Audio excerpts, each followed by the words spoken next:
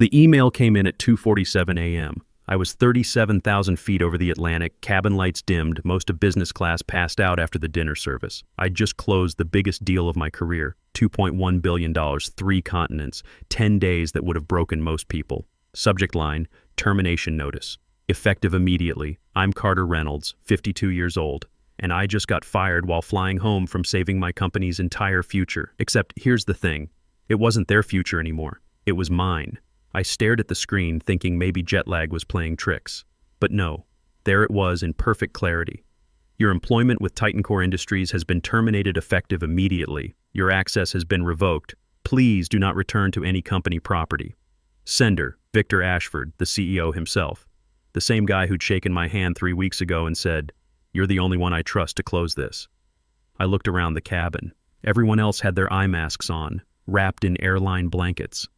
I was alone with the engine hum and a silence that suddenly felt deafening. 10 days, 3 cities.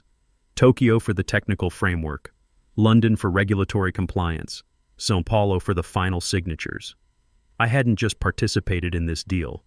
I'd architected it from nothing. 3 legacy telecom firms, 1 synchronized cloud migration, $2.1 billion over 7 years. And now I didn't even work there anymore. Here's what you need to understand about betrayal. It doesn't announce itself. It seeps in slowly, like water through a crack you didn't know existed, until one morning you're standing in it ankle deep, wondering when the flood started. For me, it started about a year ago. I'd been at Titan Core for 15 years, came in when it was mid-tier and hungry. I built the international division from scratch into a $2 billion revenue stream, spoke 3 languages, lived out of airports, closed deals that made our competitors nervous. I'd negotiated with everyone from Tokyo tech giants to German industrial conglomerates. My first big win was with Yuki Asano, CTO of Telnova. That was 15 years back. He'd flown to New York to hear our pitch, sat through 3 presentations from our sales team, and walked out unimpressed. I caught him in the lobby, asked if he had 20 minutes for coffee. He gave me 15. I didn't pitch. I asked questions about his infrastructure challenges, about Japanese data sovereignty concerns nobody else had bothered to research, about what kept him up at night.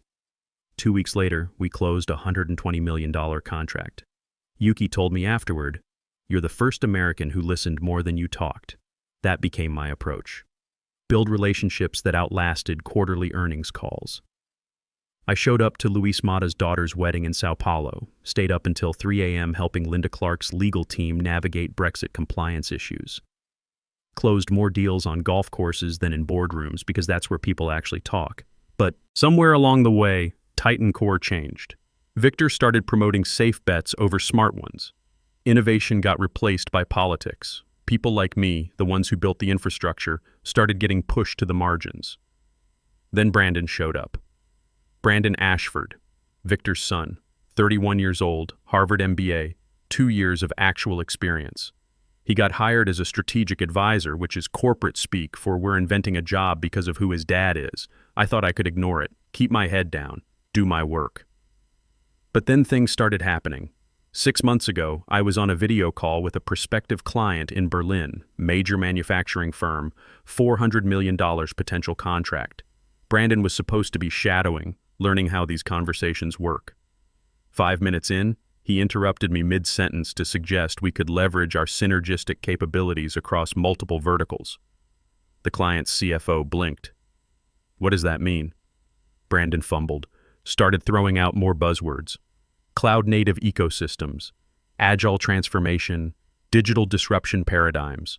I watched the client's face go from confused to annoyed to done. After Brandon finished, I muted us. "Let me handle this." I spent the next 40 minutes translating Brandon's word salad into actual solutions. Specific technical specs, real timelines, honest cost breakdowns. By the end, the client was back in. But I'd lost an hour cleaning up a mess that shouldn't have existed. Brandon thanked me afterward, said he was still learning the ropes. That would have been fine. Everyone starts somewhere.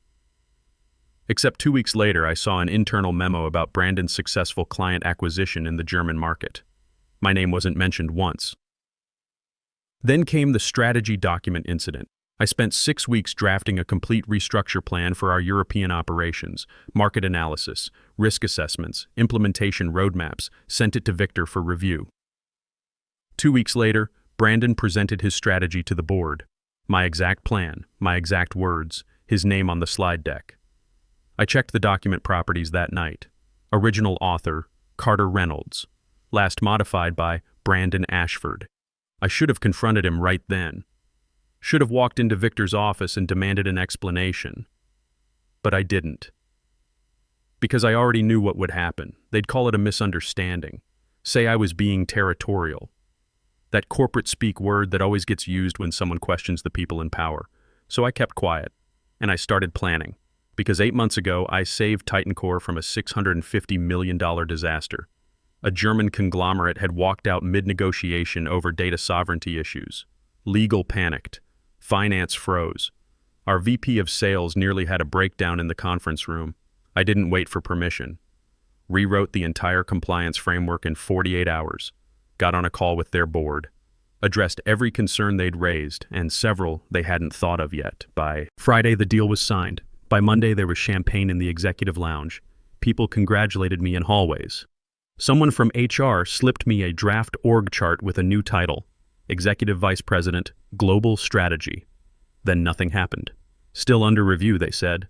Board needs to approve it. Let's revisit next quarter. 3 months later, I found out why. I was in a conference room prepping materials. The door to the adjacent boardroom was cracked open. Victor's voice carried through. Carter's brilliant, no question. But he makes people uncomfortable.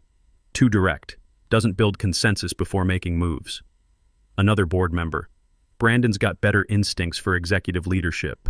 More collaborative. Collaborative. That's code for follows orders. I stood there holding my presentation folder, finally understanding.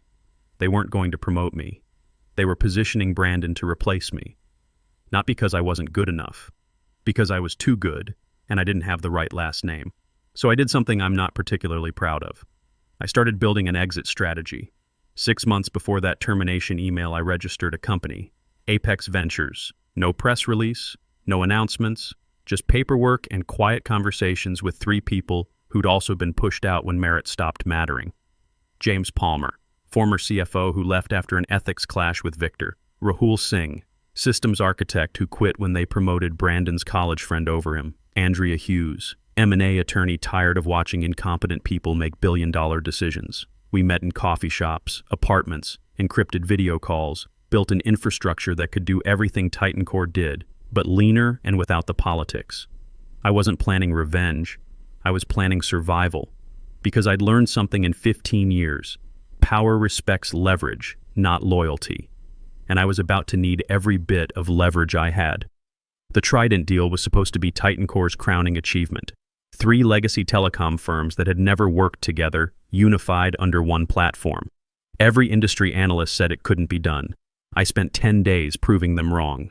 In Tokyo, Yuki tested me hard. He'd learned to trust me over 15 years, but this was different. This wasn't just Telnova's infrastructure. This was their entire future. You promise security, he said before the tea even arrived. So do your competitors. Why should we believe Titan Core offers more than words? I pulled up the encryption specifications I'd designed with our engineering team. Protocols customized for multi-jurisdictional compliance, real-time redundancy, zero-trust architecture. I walked him through every technical detail, not the sanitized version we showed investors, but the actual nuts and bolts. When I finished, he didn't smile. He just nodded. I see why they send you. The others speak, but they do not understand. As we walked to his car afterward, I asked him, something I'd been thinking about for months. What if there were a leaner model? Same technical foundation, but fewer layers between need and delivery. Yuki turned. You mean less Titan Core? Something like that. He didn't answer right away. Just looked at me for a long moment. Then he got in his car, rolled down the window, and said, "Send me the materials." Privately. In London, Linda Clark's legal team nearly killed the deal. Brexit had turned regulatory compliance into a nightmare, and Titan Core's standard contract language was riddled with ambiguities I'd flagged 6 months earlier. They never fixed them. So at 11:40 p.m. in a tiny flat I'd rented for 2 nights, I rewrote the entire thing using templates Andrea and I had been developing quietly through Apex. Clean language, no loopholes, no corporate doublespeak. Next morning, I handed the revised contract across the polished table at Eurocom's headquarters. Linda raised an eyebrow. "This isn't Titan Core's standard language. It's the version that works," I said. "Unless you prefer a 3-week delay and 50 red-line revisions." She skimmed the first page. "You did this yourself?" "Off the record." Linda smiled. "Maybe next time we negotiate, you'll be sitting on this side of the table." She wasn't just impressed. She was suggesting something, wondering why I wasn't already running my own operation. By the time I landed in Sao Paulo, I was running on caffeine and willpower. This was the final piece. Financial structure, revenue share models, data sovereignty provisions, all the red flags in one room. Luis Mata grilled me for 4 hours. Risk thresholds, capital exposure, long-term support commitments. When I held firm on the numbers the Titan Core board had fought me on, he finally leaned back and exhaled. "I trust you, Carter," he said, tapping the table. "But I don't trust Titan Core. You know that, right?" "I do. So if this falls apart later because of their politics, it won't." He looked at me carefully. "Unless you leave." That's when I leaned in and kept my voice low. "What if there were a way for you to get this deal without that risk? Without the politics, the bottlenecks, the committee decisions?" Luis didn't blink. "You know the answer to that. 3 cities, 3 conversations, 3 seeds planted. I wasn't stealing clients, I was offering them a choice they didn't know they had yet. The thing about building something in secret is that you have to be patient. Can't rush, can't get sloppy. Every piece has to be legal, documented, bulletproof." 6 weeks before the trip, I'd filed paperwork with Titan Core's legal department requesting permission to maintain offline backups of all Trident deal documents. Standard protocol for high-risk international negotiations across multiple jurisdictions. They approved it without reading the fine print, signed off by their own compliance team. So when that termination email came through at 2:47 a.m., when they locked me out of every system, erased my access, deleted my existence from their servers, they thought they'd cut off my control. They were wrong.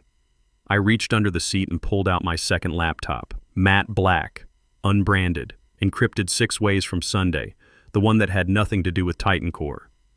I logged into Apex's secure portal. Everything was there. Every contract draft, every negotiation note, every technical specification, all backed up, all legal, all mine. The client portal Rahul built was beautiful. Clean interface, military-grade encryption, completely invisible unless you had an access code. I'd sent those codes to Yuki, Linda, and Luis 2 weeks earlier, buried in routine project updates. Just a backup communication channel in case of technical difficulties. All 3 had logged in. All 3 were waiting. I opened a new message window, typed 3 identical emails. 4 words. "The door is open." Sent at 3:15 a.m. over the Atlantic. Then I closed the laptop, leaned back, and smiled. They thought terminating me mid-flight would break me. All they did was cut the last rope holding me to them.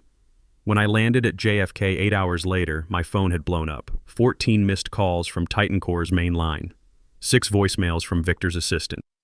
3 texts from Brandon asking if I'd gotten any strange emails. I deleted everything. Took a cab to a hotel near Central Park. Not home. Wasn't ready for that yet. Checked in, went upstairs, pulled out the black laptop again. 3 new messages waiting in the client portal. Yuki Asano, received your note, will await your signal. Linda Clark, understood, standing by. Luis Mata, about time. I sat on that hotel bed and let out a breath I'd been holding for 6 months.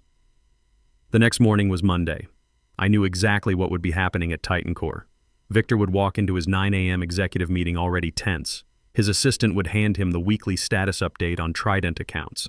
Except this time, there'd be no progress reports, no client check-ins, no confirmations, because I wasn't sending them anymore. According to James, who still had friends in finance, Victor tried calling Yuki first. No answer. Tried again 20 minutes later. Nothing.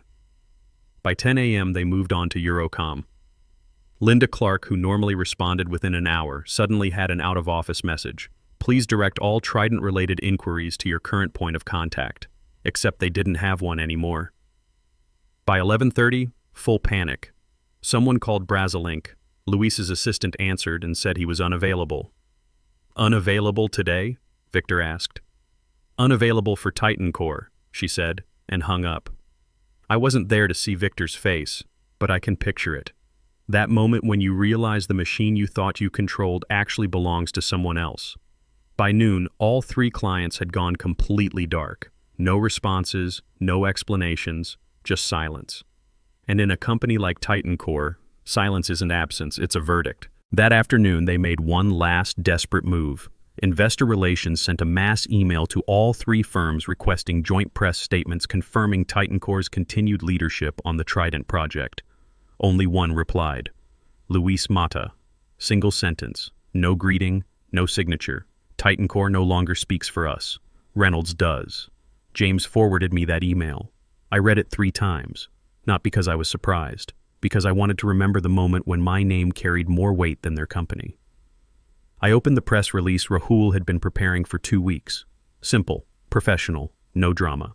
Apex Ventures announces multi-continental strategic partnership with Telnova, Eurocom, and Brazzalink. Agreement valued at $2.1 billion over 7 years for secure modular cloud integration across 3 regions. At the bottom, for inquiries, contact Carter Reynolds, CEO. I made 2 small edits and sent it to our distribution service. It went live Tuesday morning at 9:30. No fanfare, just facts. By 10 a.m., trade publications were calling. By 11 a.m., TechWatch Global ran a headline, The Silent Takeover, Who is Apex Ventures and Why is Titan Core Panicking? By noon, we had 53 partnership inquiries. I didn't answer any of them, not yet. I was waiting for one specific call. It came at 2:35 p.m., unknown number. I let it ring 4 times before answering. Carter Reynolds. Carter, Victor's voice, tight, controlled, barely holding it together. We need to talk. No, I said. We really don't. You can't just steal our clients. I didn't steal anyone, Victor. I gave them a choice. They chose. Silence on the other end. I could hear him breathing, calculating, trying to figure out his next move. Was this personal? I almost laughed. Everything's personal. You just didn't notice until it cost you something. I hung up. Then I did something I hadn't done in 15 years of working for that man. I turned off my phone and went for a walk. 3 weeks later, I was in Munich. The Global Tech Summit. Same conference where Titan Core was supposed to announce their breakthrough partnership with Dvorak Systems, some Eastern European cloud firm. Pure damage control after losing Trident. I wasn't supposed to be there, but Andrea had gotten Apex invited as a rising player in enterprise infrastructure. Translation: everyone wanted to meet the guy who just humiliated Titan Core. The meeting was scheduled for 9 a.m. in conference room C214. Victor would be there with his team, trying to close this deal before their stock dropped any further. What they didn't know was that Marek Dvorak, the CEO, had also invited me. I'd met Marek 2 years ago in Prague. Long dinner talking about sovereign cloud hosting over excellent Czech beer. He didn't remember me at first, but when Apex made headlines, he did. Sent me a private message. Would value your perspective on our expansion plans. I arrived at 9:15, intentionally late. The room was already set up. Victor at the head of the table in his perfect suit. Brandon beside him with a leather portfolio playing executive. 2 compliance managers looking nervous. Marek saw me first. Carter, good to see you again. Victor turned. The color drained from his face so fast I thought he might pass out. What are you doing here? He tried to sound authoritative. Came out shaky. I was invited, I said, walking to the table. I represent Apex Ventures. We're the other party in this negotiation. You could have heard a pin drop. Victor recovered fast, I'll give him that. This is a closed session between Titan Core and Dvorak Systems. Actually, Marek said carefully, after your firm submitted 2 conflicting capability statements, the summit organizers requested a joint review. Transparency protocol. I laid out Apex's infrastructure map. Clean, updated, tailored specifically to Dvorak's regional needs. Rahul had spent 3 weeks on it. Their CTO had already reviewed the technical specs privately. Marek studied it, then looked at Victor. Your position was that Titan Core could handle full European integration within 18 months. We can, Brandon jumped in. Eager. Desperate to prove something. We have the resources and the track record. I didn't even look at him. Kept my eyes on Marek. Their last European rollout took 31 months and came in 40% over budget. I know because I managed the damage control. Victor cut in fast. You really want to partner with someone who abandons his company mid-deal? There it was. The accusation I'd been waiting for. I smiled. Calm. Cold. I don't abandon ships, Victor. I just refuse to go down with ones where the captain drilled the holes himself. The room went silent. Brandon's pen stopped moving. The compliance managers stared at their laptops. Marek looked between us, reading the room, understanding more than what was being said. We'll proceed with a dual technical review, he said finally. But I want Apex's proposal as the primary framework. Victor's jaw tightened. This wasn't the meeting he'd planned. I could have left it there. Could have taken the win and walked out professional. But I didn't fly to Munich just for a contract. One condition, I said. Everyone looked at me. I'll proceed with joint infrastructure development only if Victor isn't involved in the implementation. I don't do business with people who fire their architects mid-flight. The silence that followed wasn't uncomfortable. It was final. Mark studied me for 3 long seconds. Then he nodded. I respect that boundary. Victor stood up, didn't say a word, just gathered his papers with shaking hands and walked out. Brandon followed, looking back once like he wanted to say something but couldn't find the words. The door closed behind them. Marek extended his hand across the table. I believe we have a deal to discuss, Mr. Reynolds. I shook it. I believe we do. That afternoon, I walked through Munich's old town alone, past the Marienplatz with its tourists and beer gardens. The city was beautiful in late spring. My phone was off. I wasn't checking emails, wasn't thinking about next moves. For the first time in months, I just existed in the moment. There's an old military principle I learned years ago. Never interrupt your enemy when he's making a mistake. Victor had built his own trap, promoted incompetence over merit, chose loyalty over capability, fired the one person holding his international division together. I didn't destroy Titan Core. He did. I just stopped holding up the walls. That evening, James and Rahul met me at a cafe near our hotel. They were both grinning. Heard you dropped a bomb in there, James said. No bombs, I replied. Just boundaries. My phone buzzed. I turned it back on. News alert. Titan Core CEO Victor Ashford steps down amid leadership restructuring. Then another. Brandon Ashford resigns from VP position, citing personal reasons. I showed them the screen. Nobody said anything for a minute. Think they're done? Rahul asked. Doesn't matter, I said. We're just getting started. And we were. Over the next 6 months, Apex closed 4 more major contracts. Revenue hit $380 million in year 1. The team grew to 52 people, every one of them chosen for skill, not connections. We moved into real office space. Nothing flashy, but clean and functional. Actual windows that opened. A kitchen where people talked instead of hiding in cubicles. In the main conference room, Rahul mounted a brushed steel plaque on the wall. Apex Ventures. Founded by Carter Reynolds. Not buried in footnotes, not edited out before the meeting. Just there, visible, permanent. I stood looking at it one morning before anyone else arrived, thinking about all the times my name had been deleted from documents, all the presentations where I built the deck but someone else presented, all the moments I was told to be a team player, which really meant be invisible. They'd taken pieces of my voice for so long, but they never really silenced me, because I'd learned something important. You don't beat people like Victor by shouting louder. You beat them by building something they can't touch. That same week, an email came through from an address I didn't recognize. Subject line, thank you. Mr. Reynolds, you don't know me, but I've been following your story. I'm 48, been at my company for 12 years. Last month they promoted my boss's nephew over me for a position I built from nothing. I was ready to quit, bitter and angry. Then I read about Apex, about what you did. I'm not quitting, I'm building. Thank you for showing there's another way. Michael T. I read it 3 times, then I printed it and pinned it to the wall beside my desk. Because that's what stories like mine are really about. Not revenge. Something simpler and more important. Reclamation. Taking back what's yours. Not with noise or drama, but with quiet, deliberate action. Building something so solid that when they try to erase you, there's nothing left to erase. Because you're already somewhere else, somewhere better. Last month, Yuki called, not about business, just to talk. We spent an hour discussing nothing in particular. At the end, he said something I keep thinking about. You know, Carter, the difference between Titan Core and Apex isn't the technology. Titan Core wanted to own us. Apex wants to serve us. That's why we stayed. After we hung up, I sat at my desk looking out at the city. 15 years I spent building someone else's empire, told I was too direct, too independent, too much. Now I had my own empire, small but growing, built on foundations they taught me to lay, constructed entirely on my terms, my name on the door, my rules, my team. And every morning when I walk in, I don't think about what they took from me. I think about what I built despite them.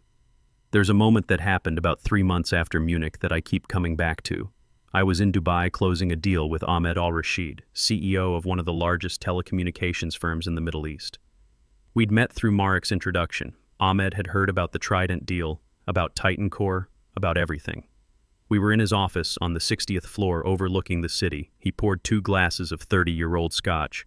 Didn't ask if I wanted one, just poured and slid it across his massive desk. "Tell me something," he said. "When they fired you on that airplane, what did you feel?" I thought about it. Really thought about it. "Relief," I said finally. He raised an eyebrow.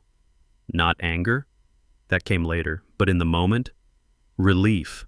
Because for the first time in 15 years, I didn't owe them anything anymore. Ahmed smiled. "That's why I wanted to meet you. Most men in your position would have felt destroyed. You felt freed." We closed an $800 million infrastructure deal that afternoon, over scotch and honesty. That's the thing they never understood at Titan Core. Business isn't about control, it's about trust. And you can't build trust when you're constantly trying to own people. 6 months after Apex launched, I got a call from Linda Clark in London. She'd been talking to some other European firms, wanted to know if we could handle 3 more contracts simultaneously. "How big are we talking?" I asked. "Combined?" "About $1.2 billion over 5 years. I didn't answer right away. Not because I was calculating capacity, because I was thinking about something Victor once told me. "Don't take on more than you can control," he'd said. "Growth is about maintaining leverage." But that's exactly wrong. Growth isn't about control, it's about capability. "Send me the details," I told Linda. "We'll make it work." We did. Hired 23 more people, opened an office in London. Rahul built out our infrastructure to handle triple the load. By month 8, Apex was operating in 7 countries across 4 continents. I still take the calls myself, still show up to the meetings, still remember names and ask about people's families, not because I have to, because that's how you build something that lasts. Brandon called me once, about 4 months after he resigned. I almost didn't answer. But curiosity got me. "Carter," he said, voice different than I remembered. Quieter, less certain. "I know I don't have the right to ask, but I wanted to say I'm sorry." I didn't say anything. Let him fill the silence. I didn't understand what I was doing. Taking credit for your work. I told myself I was learning, that it was just how things worked. But I knew. Deep down, I knew it was wrong. "What do you want from me, Brandon?" "Nothing," he said. "I just wanted you to know that I see it now. What my father did. What I did. And I'm trying to do better." I thought about hanging up. Thought about telling him exactly what I thought of him and his apologies. But I didn't. "Then do better," I said. "Not for me. For the next person your father tries to erase." I hung up. Haven't heard from him since. I don't know if Brandon actually changed. Don't know if he's building something real or just found a new place to coast on his last name. But that's not my problem anymore. Last week I was back in Sao Paulo meeting with Luis. We were celebrating the 3-year anniversary of the original Trident deal. His company had grown 40% since switching to Apex's platform. We were having dinner at his favorite restaurant. Small place, family-owned, incredible food. His daughter was there, the one whose wedding I'd attended years ago. She's a VP at Brasilink now. "You know what I remember most about working with Titan Core?" Luis said, refilling my wine glass. I never knew who I was actually talking to. Every call, different people, different stories, no continuity. And with Apex? With Apex, I call you, You answer. Or if you can't, James answers, and he knows exactly what I need. It's simple. It works. Simple, that's the word. Titan Core made everything complicated because complexity creates opportunities for politics, for credit stealing, for people like Brandon to hide their incompetence behind corporate structure. Apex is simple because we don't need the complexity. We just do the work. Walking back to my hotel that night in Sao Paulo, I thought about that termination email, the one that came in at 2:47 a.m. while I was 37,000 feet over the Atlantic. Victor thought he was ending my story, thought he was cutting me loose before I became more of a problem. What he actually did was force me to build something I'd been too loyal to build myself. I carry a printed copy of that email in my desk drawer, not as a reminder of what they did to me, as a reminder of what I did next. Because that's the real lesson here. Not that bad things happen, not that people will betray you or take credit for your work or push you aside when you become inconvenient. The lesson is what you do after. You can spend your energy being angry, being bitter, telling everyone who'll listen about how you were wronged, or you can spend it building. I chose building. 3 years later, Apex is valued at $2.8 billion. We employ 127 people across 9 countries. Every single one of them was hired because they earned it, not because they knew someone. And my name is on the door. Not hidden, not edited out, not replaced before the meeting. Just there. Permanent. Mine. If you're reading this from a desk where someone else is getting promoted for your work, where merit matters less than last names, where you keep being told to wait your turn while watching less qualified people skip the line, I want you to understand something. You're not stuck. You're not powerless. You're just in the wrong story. I was 52 when I got fired. 52. That's supposed to be the age where you're winding down, playing it safe, counting the years until retirement. Instead, I built an empire. Not because I'm special, because I stopped waiting for permission. They thought the termination email was the end. They were wrong. It was just the beginning. Your beginning might not look like mine, might not be $2.1 billion deals or international clients, might be something smaller, quieter, different. But it's yours, and nobody can take it if you build it right. So stop waiting for them to recognize you. Stop hoping the next promotion will finally be yours. Stop believing that loyalty will eventually be rewarded. Start building. Start now. Because 15 years from now, you'll either be exactly where you are, still waiting, still hoping, still being erased, or you'll have your name on something that can't be deleted. I made my choice at 37,000 feet with a termination email glowing on my screen. What's yours? Stories like this, every day. Subscribe and start building yours.